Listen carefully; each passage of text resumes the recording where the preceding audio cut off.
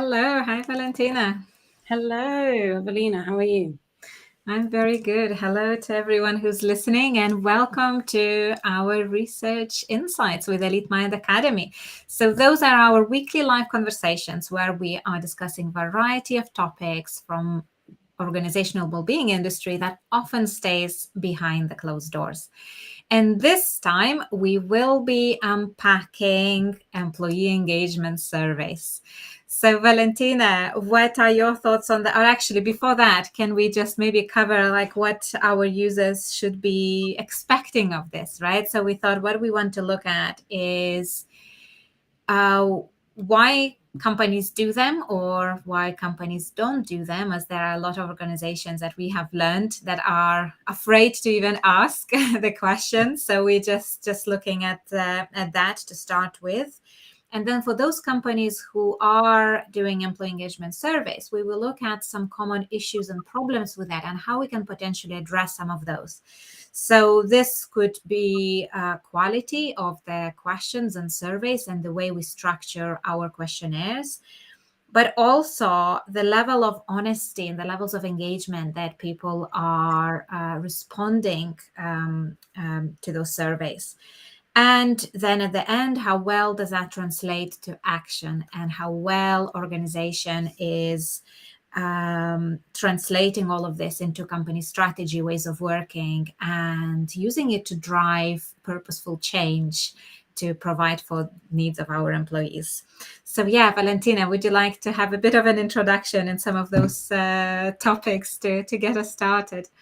Yeah, certainly. So I suppose it might be useful to start with the point of whether or not companies choose to do them, and also maybe looking at things like if companies do choose to do them, what makes it worthwhile, what makes it useful. So the things you should consider, what the purpose is, when to do them, how frequently to do them, by what means, and things like that. So I suppose maybe starting with the question of why do them, and the flip side of that, maybe why not do them, or when is not a good time to do them. And we would definitely love to hear from those of you who are listening. How is your experience with employee engagement surveys? Is your company doing it? Who's responsible for that? When you had to complete them from your experience, how was it for you? You know, what works, what doesn't work? What are the best practices, both from employee point of view, as well as, you know, HR and heads of well-being and mental health and some of those departments who are usually engaging in some of those processes. What are your personal experiences with that process? We would very much love to hear your thoughts on that. So yeah, as you put that question out there, Valentina, I think, you know, before we even answer, you know, do we do them, why we do them, should we do them, I think also we need to check whether this is still relevant in today's world, right? In the way we work, like our engagement surveys are really the best way for us to find out how our employees really feel and what do they really think, or maybe not, right? That's a really good question, because there's so much with the way we use technology and things like home working and work computers and devices that tracks a lot of your activity anyway. So especially with large companies, a lot of that data in terms of how much time you spend on a screen, you might know how long people spend on different websites or applications, software, how much time people are at home versus in the office, how much you're communicating with your with your colleagues in between. I mean, depending on how sophisticated and how in depth the company wants to analyze this data, you might even analyze the content of work chats, like on Slack or Teams or things like that. So much of the data that is in an employee engagement survey or in an employee survey more generally might actually be covered within some of the analytics that are happening via our technology. I would argue that it is still useful to have some kind of means to survey employees directly, because it puts autonomy and agency back into the employee rather than just analyzing them via this data, which, you know, a company might interpret as meaning one thing. It gives the opportunity to the employee to actually say, that it means this thing. So for example, if people are spending a lot of time on, say, personal websites on work laptops or on work computers, companies might see that as low productivity. But there might also, it might also be something to say that, well, actually, maybe for your employees, their work laptop is their main laptop that they also use in breaks or outside of that for their personal things. And that gives you an insight into their circumstances. Equally, being able to say and report back things like actually how someone feels is very, very different from the data that you can get based on their kind of technological activity.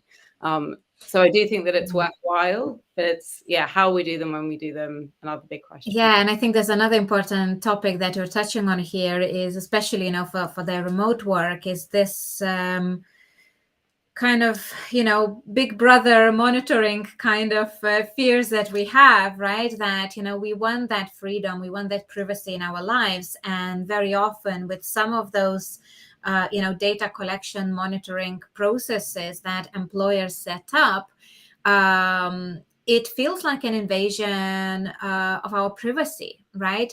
And therefore, it breaks trust between employer and employee, because you're not in control in terms of how much or how little you would like now company to know about your life, your work, and so on. So that also raises very important question in terms of what exactly are we supposed to be monitoring, right?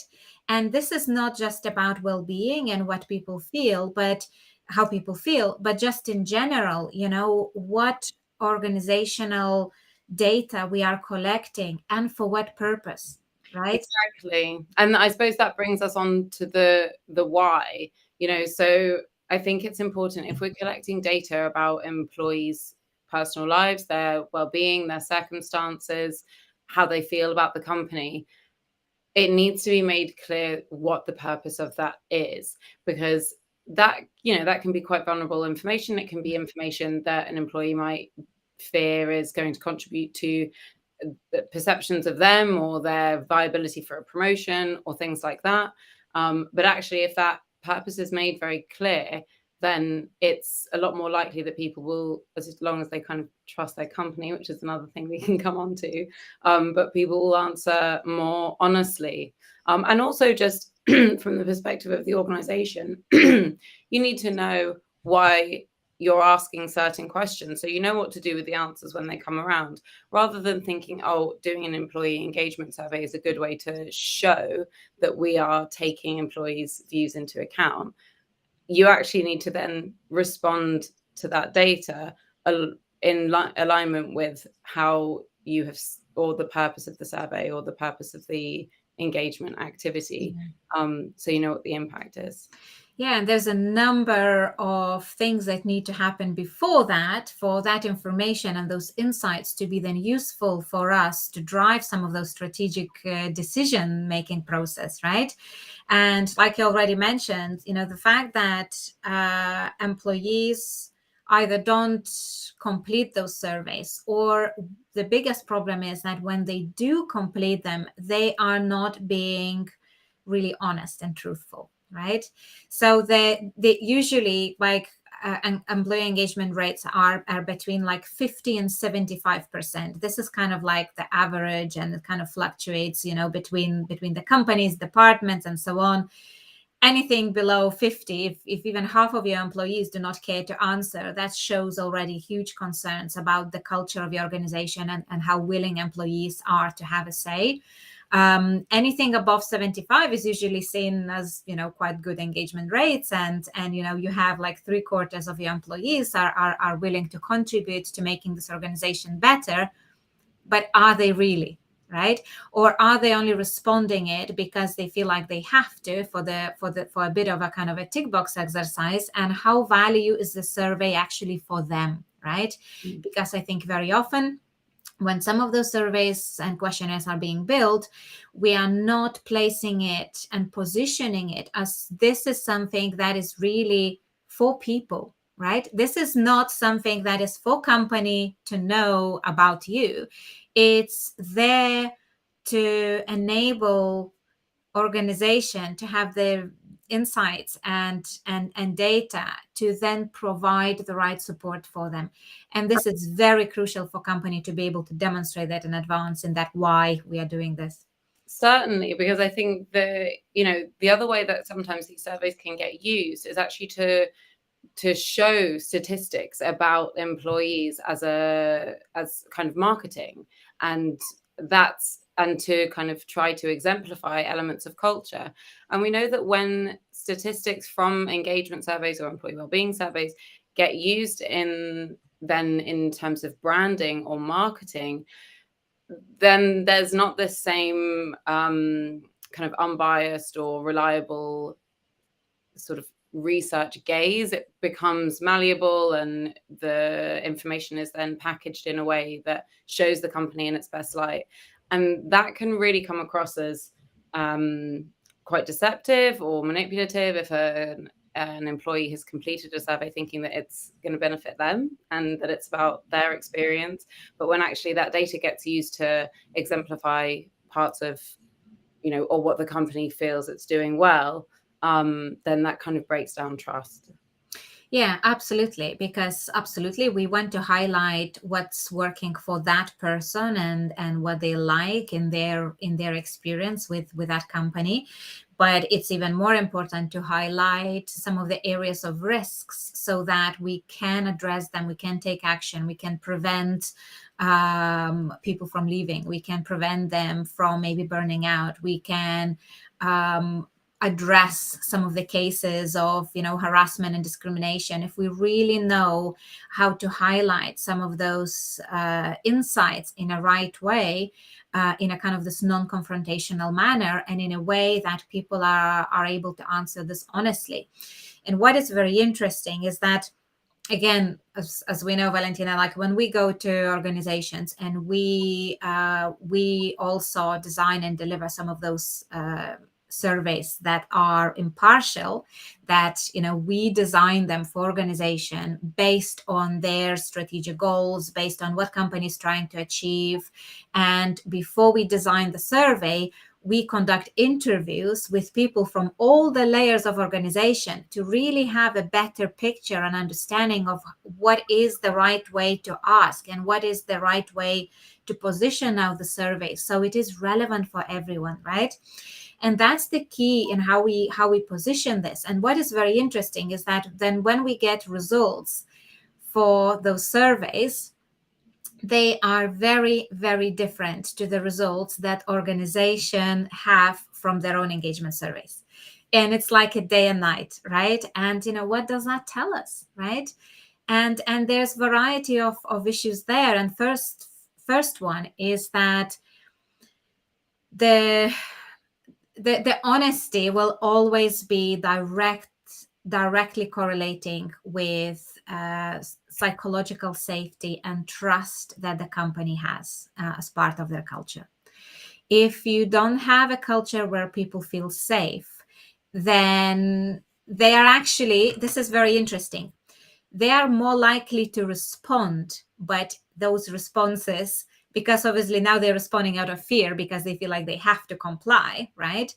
But then the quality of the responses are very, very poor. So that's also a very interesting kind of direction to look at, because just because you have high engagement rates, that doesn't mean that your employees are engaged, right? What you have to look at is the honesty and the quality of the answers that you get.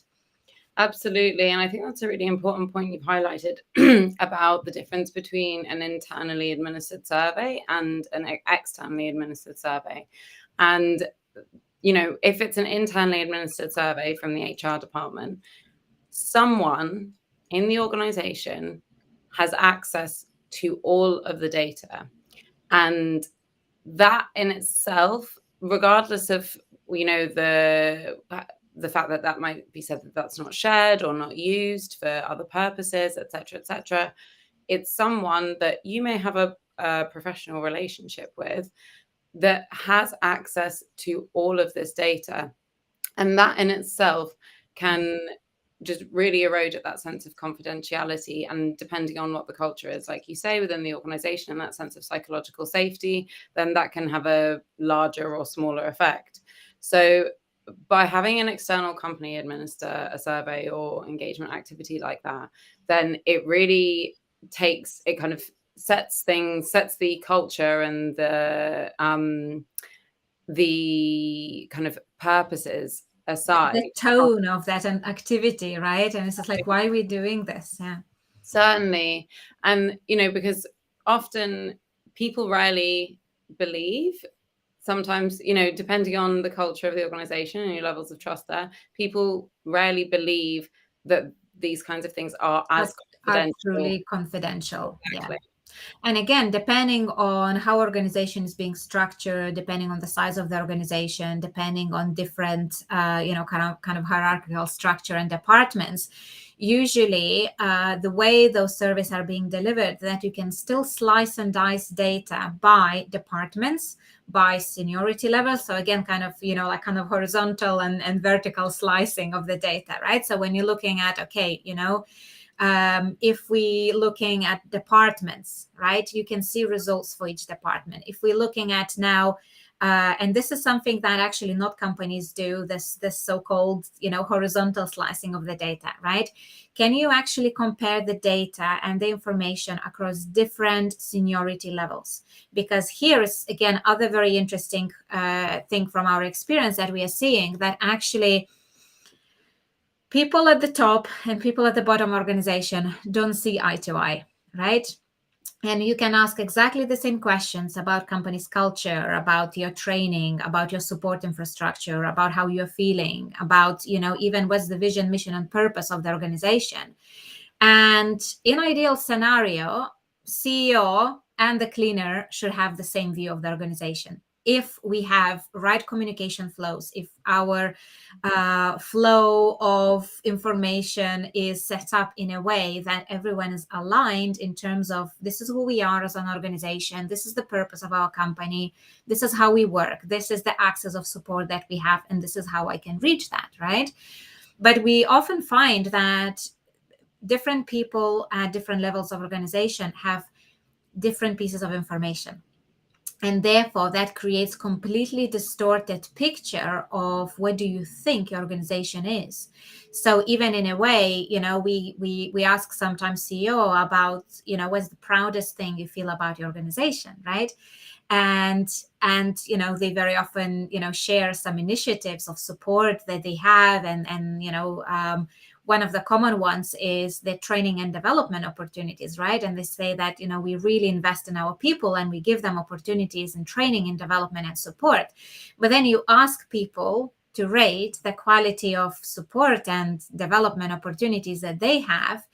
And most of the time, they don't even know that some of those schemes are available. They have not heard of them. It has not been communicated to them in a way that they that reaches those people who need it the most, right? So that is also a key when we're looking externally at some of those surveys. Is really this kind of slicing of the data in a way, and having those comparisons from kind of vertical and horizontal comparisons point of view, because the data in itself is only as good as your interpretation of it. And therefore, our ability to extract relevant insights and meaning out of that information, that's what we need to drive that action, right? Because just the fact that, 50% of your people feel happy, well, what does that even mean, right? Who are those 50%? Why are they happy? Why they are not happy, right? And for what reasons they're feeling that way. So there is so much more that needs to happen in terms of the depth of the design and setup of our surveys, if we want to call them that way, or whatever data analytic process we use to be able to generate those useful insights out of that. Absolutely. And I think, as you say, being able to segment it in those ways and look at how different groups, depending on how you slice it, are feeling within the organization and their experience of the culture and the dynamics is such an incredible insight into, then where you want to funnel resources or implement particular initiatives or interventions. what's really useful, I think, to be aware of with that, though, is that for small companies, as soon as you start slicing and dicing, you can identify people. You can identify people. And so that's where, again, it becomes really useful to have an external company do things like this, because that can then, you can start to relay that information in a way that's maybe embedded within a wider strategic approach, that that it then becomes more up to the discretion or kind of the skill even of the external body about how they communicate that data and how they make recommendations without being really explicit about where the information has come from. Because that's where, again, I think that can, in small companies, it's, again, as soon as you answer a question about your seniority or even a particular circumstance, that could identify you because there's such a small pool. And so I think, it can be really useful there to have the interpretation of an external. Absolutely. And this also then brings another very important point. And, for those of you listening, probably have a question. Okay, we keep highlighting that, your results and your answers might not be truthful and honest. So how do you know? How do you know to what extent is this accurate reflection of your people's feelings, perceptions, and opinions, and what is not? And some very interesting conversations that I've been having with Paul Anderson-Walsh, who is the CEO of Center of Inclusive Leadership. Now, they partner up with a company called Truth Sayers, who have developed this very, very unique assessment that hopefully we are going to try as well to apply our wellbeing surveys using that platform. But essentially, what this allows us to do is to measure so-called implicit and explicit scores, and the difference between what people feel, how people feel, and how much they are willing to let their employers know about how they feel. So the way this works is that from a neuroscience point of view, from kind of the cognitive perspective in terms of how we make decisions, if we have, let's say, a statement on a screen, and that is very much congruent with our values and beliefs, then it is very easy for us to say, yes, I agree with this, without actually engaging into this kind of internal deliberation process, which means that your answer is quick, right? Because it's just processed automatically and intuitively. And the longer it takes for you to answer that question, and the way you engage with that question on the screen, what are you reading, how exactly you are navigating that page, can say a lot about your own internal conflict. And this kind of debate with yourself is like, well, that's how I feel, but how much of that, how I feel, I should be letting employer know. And again, this is not kind of cognitive rational decision-making process. Some of this conflict is internal, and it kind of happens beyond the subconscious level. But there is an internal conflict within us from emotional point of view, which then results in completely different time of length that we take to complete that question, but also the way we engage with that question and the way we kind of use the technology and the screen and even where we look and so on. So the assessment that the Truth Sayers are using is actually measuring that gap between what people say, and this is like your explicit score. This is what you say, what you feel, and then the difference in all of this perceptions, biases, and so on. To what extent do you actually experience that in a conflict when you are answering that, which then allows us to predict a potential real score behind this, right? So that is very, very interesting. And then when you look at those at this kind of discrepancy between the two, and you say, okay, well, in this category of questions, people are very congruent and honest and open. But when we ask questions about this area, right, here is a lot of uncertainty. Here is a lot of decision making process happening there, and people are not as honest there. What does that mean, right? So it is really, really interesting to look at that perspective and try to better understand how we can structure our surveys in a better way to get those answers. And even if I take like all of the neuromonitoring assessments to the side, because obviously not every company has the tools and capability, and our opinion is that they shouldn't, right? This is supposed to be left to experts and people who can really help to understand and build that.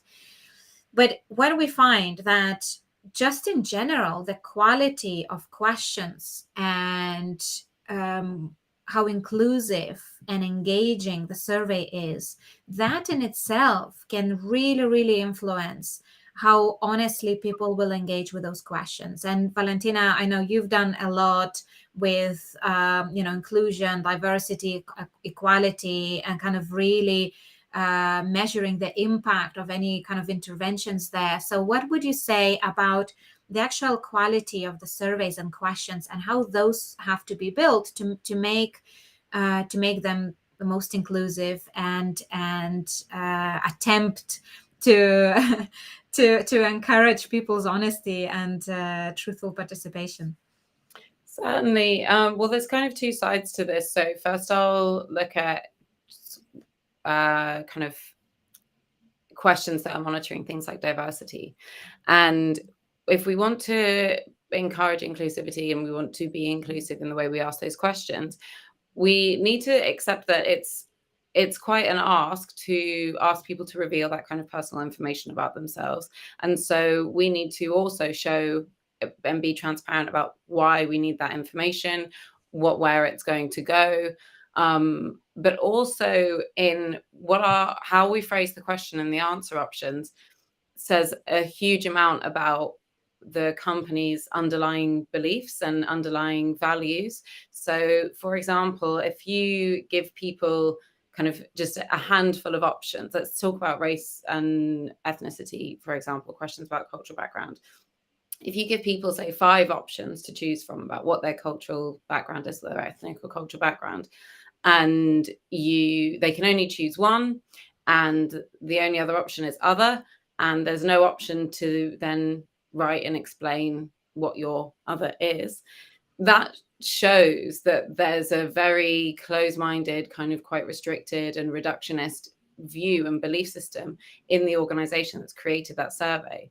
On the other side of that, if you give a multitude of options, as many as kind of you can feasibly within a survey, that can segment those kinds of things, but also give people the option to choose more than one option, phrase the question in a way that you're not saying, what are you or who are you, but just more saying what background you identify with, how do you feel kind of in relation to this, rather than asking for these things like nationality or objective truths around what is actually quite fluid and subjective experiences of culture depending on your background. But also making sure that there's the option for somebody to articulate, if they don't fall within those categories, articulate what their experience is or what they identify with, and then being able to include that and show in follow-up surveys that you have then made the effort to include that. That's a really important part, I think, of showing of being inclusive in these surveys, is acknowledging that the questions themselves and the answer options show and the categories that we put out there, right? I think that in itself shows the attitude and the mindset of the employer in terms of, we are expecting you to be in one of those categories, right?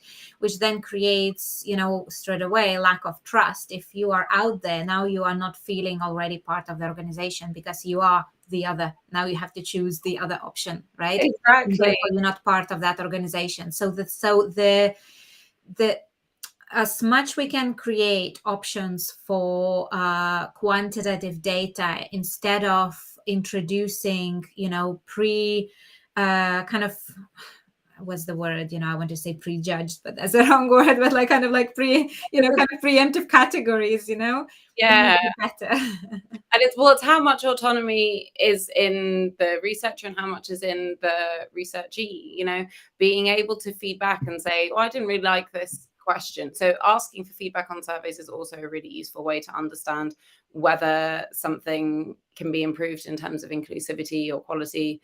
And also you can look at rates for response rates. If people frequently say prefer not to answer for a particular question, or they skip it, then that tells you that there's something wrong with that question that could be more inclusive.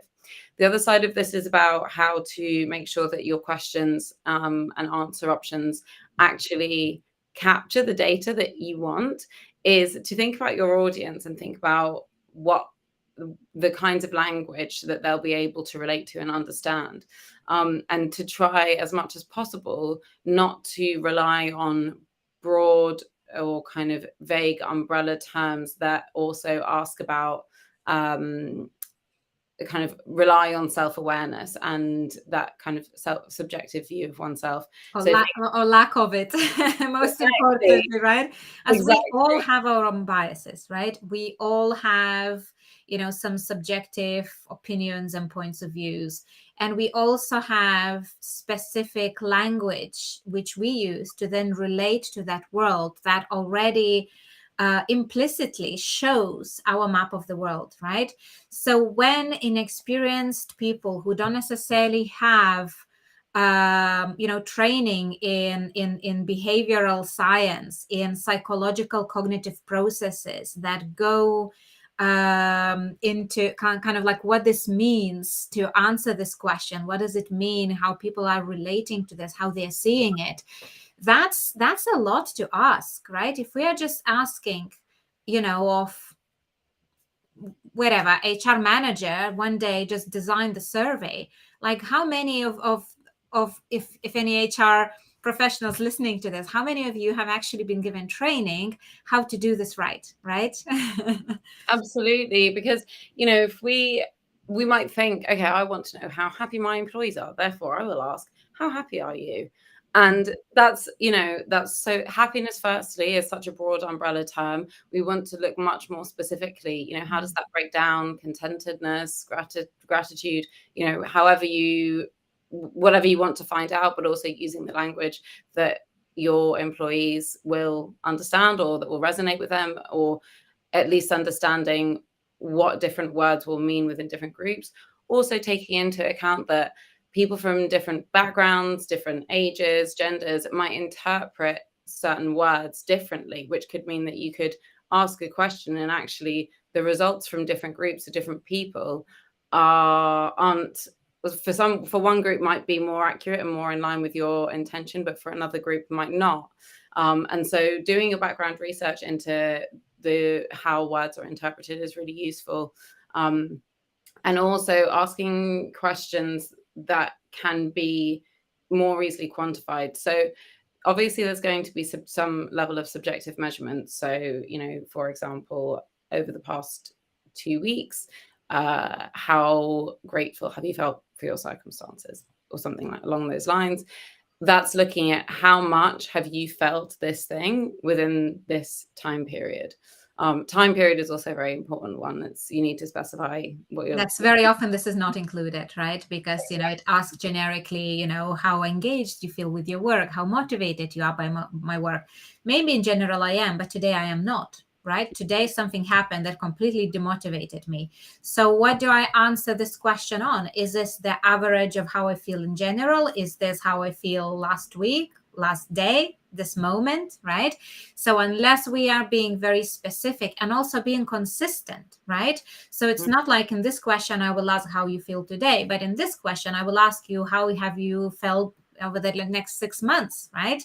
So it's really, really important to have this kind of like methodology that would allow us like to check what do we really want to know, from what period of time we need to be gathering that information. But also the way we ask those questions allows kind of this variance in people's different levels of self-awareness, right?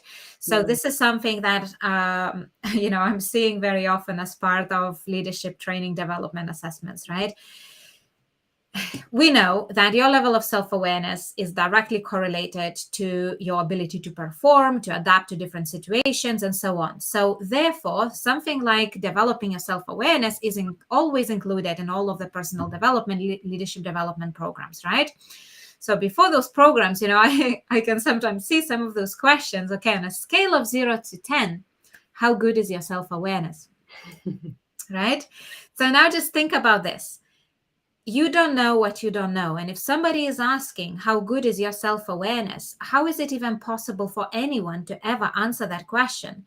And the most ridiculous thing is that person who is the most ignorant about their own strengths, their own abilities, and their own limitations, right?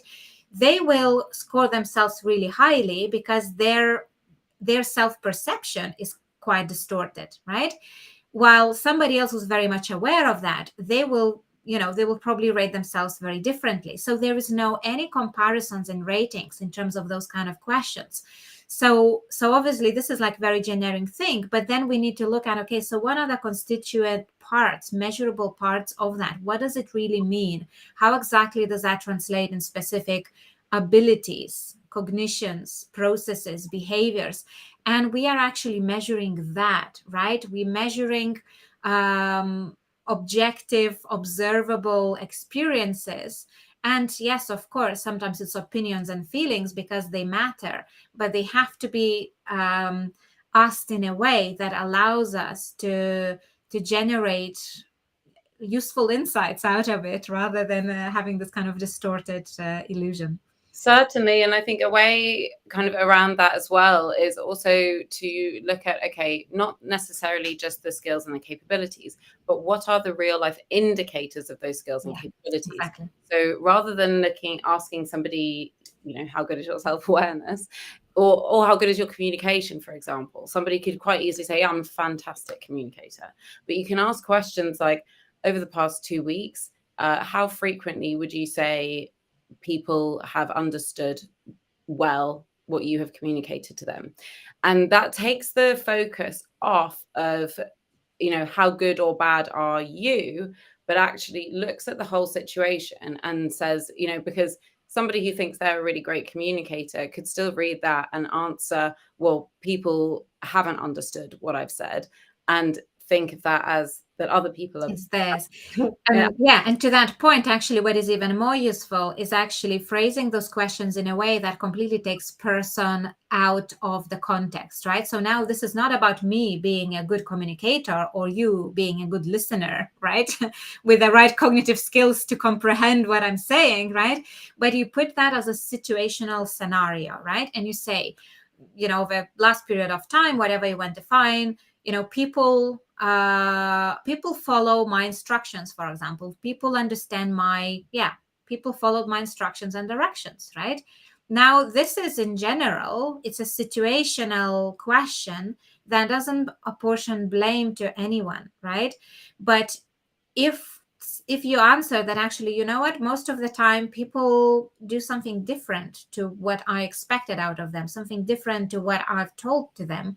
Now we extract the meaning out of that maybe if we improve your communication skills and if we find a way to communicate that in a better way, then and the way you can then measure and track those indicators, then that aspect of behavioral performance improves, right? And this question is not for the purpose of just improving communication skills, but it's already put in a context of making organization more effective and more efficient, because you want to reduce this friction of misinformation and miscommunication and kind of misunderstandings between what are my roles and responsibilities here, what are the expectations that my line manager is having of me, right?